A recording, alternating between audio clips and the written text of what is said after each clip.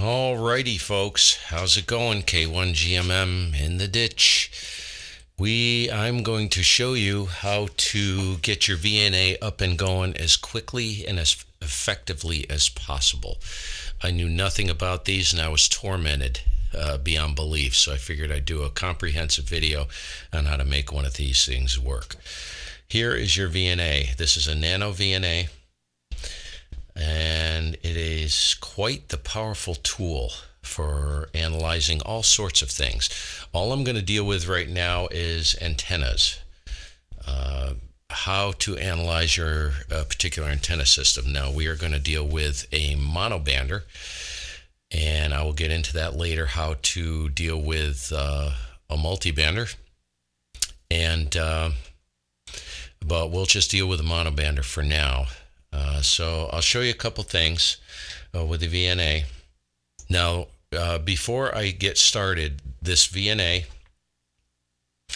I found that connecting it to an Android phone is really cool. All right. Now, it comes with a cable. Now, it's a USB-C. If you have a USB-C on your phone, this cable connects to your VNA and then you plug it into your phone, and it's much nicer than dealing with this ridiculous touch screen on the VNA. You pretty much have to use a stylus if you're going to use the VNA standalone. Real pain in the arse to me. It's completely useless to me. But in the station, connected to the computer, running the software that you can download for it, is cracking. It's the way to go. So anyways, you got an assortment of cables. This is your cable to your cell phone. It comes with a cable that plugs in, a USB cable, plugs into your computer. And I can't honestly remember if I had to install a driver. I don't believe I did. These cables, a couple different adapter cables. I don't use this one for calibration. We'll get into calibration, and this is the part I'm going to show you. This is basically an adapter, SMA male to SMA female. Don't use that. One thing you will need if you're running 259s or BNCs or whatever, you will need an adapter. Does not come with an adapter. So you need an SMA male to UHF. SMA male to SO239 UHF adapter. That way you can plug your 259 directly into the VNA. They also come in a cable form, which is convenient as well. So you will need one of these. Or if you're using BNC or whatever you have on the end of your coax, you're going to need to adapt it to SMA. All right, that being said. So let's get down to the nitty gritty, and I'll get over to the other screen. Okay, so this is your software. This is NanoVNA 0.3.8, and I don't know what that is up here, a 0 or an O, whatever. Download your VNA software. Go ahead and get it installed. Place an icon on your desktop, whatever. And the first thing you're going to need to do, what I did was I set up the panels here. What was most important to me. So I have VSWR, return loss, quality factor, and gain. Those are the things I tend to pay attention to. So if you go down to the bottom left-hand corner, you can go to display setup. And this is where you set up all your display. So I would go ahead and do that first. I'm going to leave this on the screen, show you exactly how I set mine up. And you can stop the video and you can go through this. This is the display charts. This is for these areas here. So I have S11 VSWR, quality factor, return loss, and gain. None in the other two boxes here. You can display up to 6. You can add markers. So you'll see here, you have marker 1, marker 2, marker 3. You can set up your markers, and this will give you all the data for each individual marker in a sweep of a particular frequency range that you're doing. Okay, so that's done. So the first thing you want to do is you want to plug your VNA into the computer. And there's a little power switch here right next to the USB, the C connector. Go ahead and turn that on. See the VNA light up. There's nothing connected to it now. I know there's glare there, but you'll see that the display is on. Come back over to your software. And what you want to do is you have to connect the device. So hit connect to device. And you'll see everything. How come it's not connecting?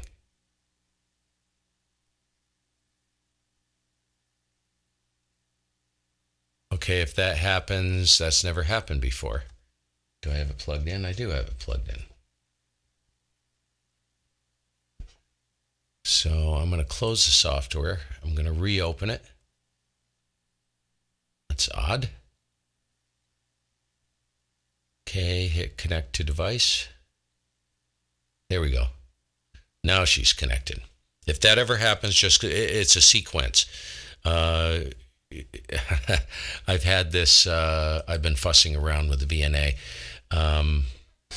You definitely want to turn the VNA on, plug it in and turn it on before you launch the software. Otherwise, it's not going to see it on the COM port.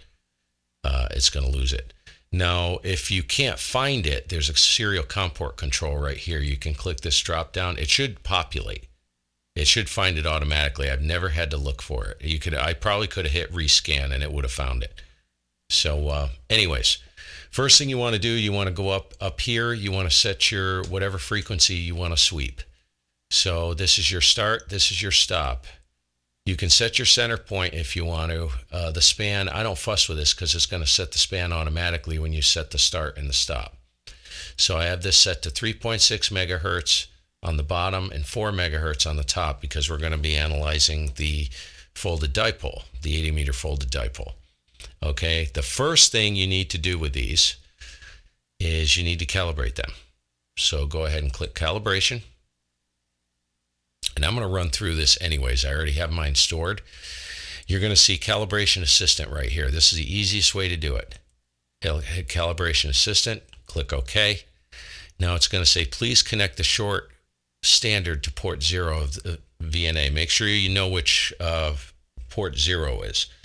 So if I jump over here, I'll show you. This is port 0. This is marked channel 0. That's the one you want to use. Now right here, what comes with it, you're going to have, this is for calibration, you're going to have 3 of these SMA buttons that you screw onto the channel 0. So when you see it pop up on the display, when you hit calibration,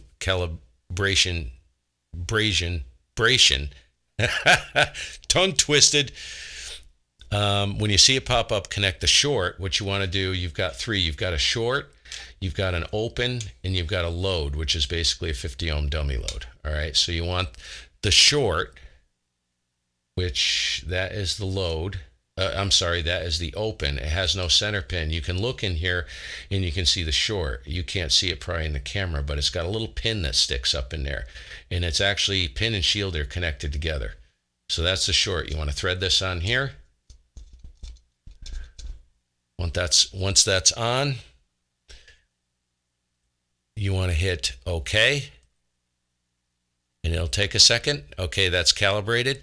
Now it's asking for the open. So we go back to, set this aside so you don't mix them up. Go to the open. Screw that on. Not too tight, just snug.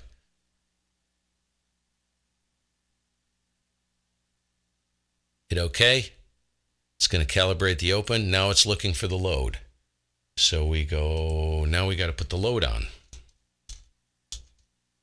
I know it seems tedious, right? But I'll show you a little trick. So once the load is on,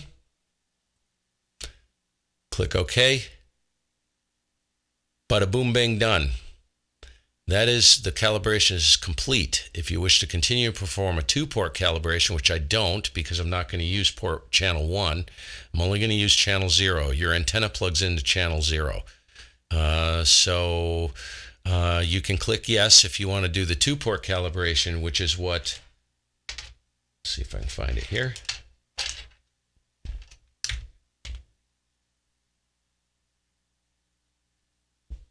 Which is what this cable is for. The 2-port calibration is what this cable is for. It's basically an SMA male to SMA male, and what you do is you connect the 2 ports together and then you calibrate that. I don't waste my time with that because I don't use 2 ports. So back to the software. To apply port calibration, stop, press apply. Okay, that's done.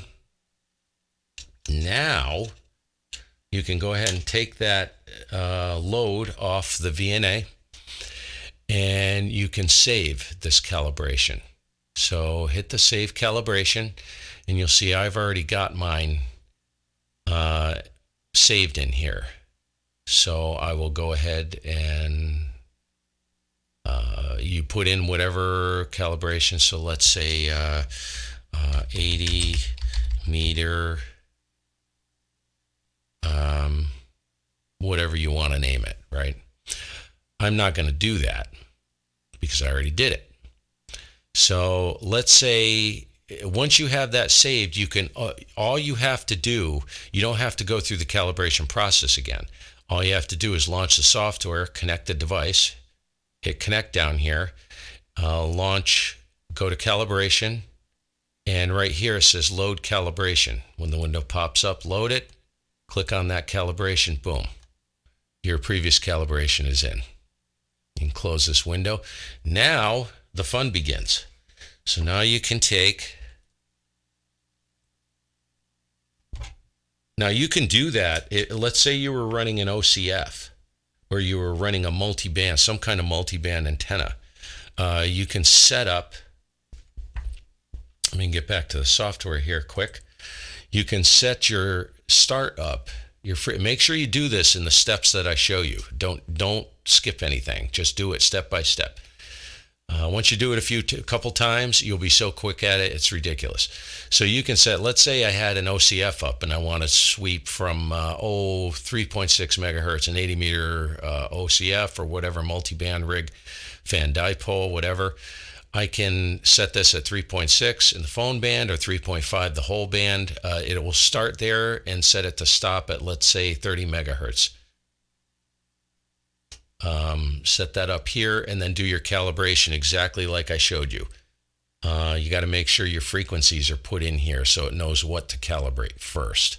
That's why I said make sure you do it exactly step by step the way I'm doing it.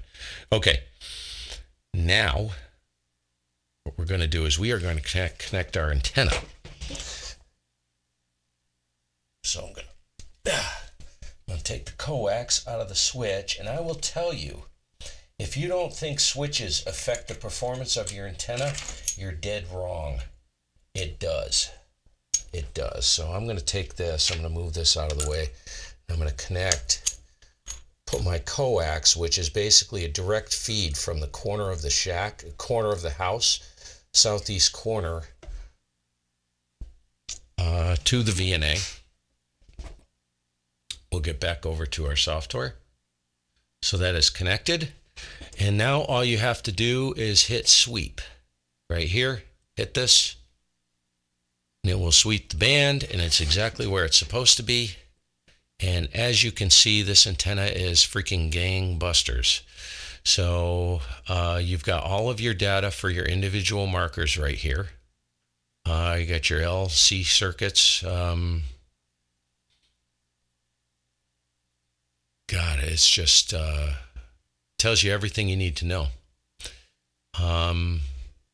Of course, I just look for a snapshot, right? So if you look at, it gives you the VSWR plot from 3.6 to 4, markers at 3800. You can move this marker if you want.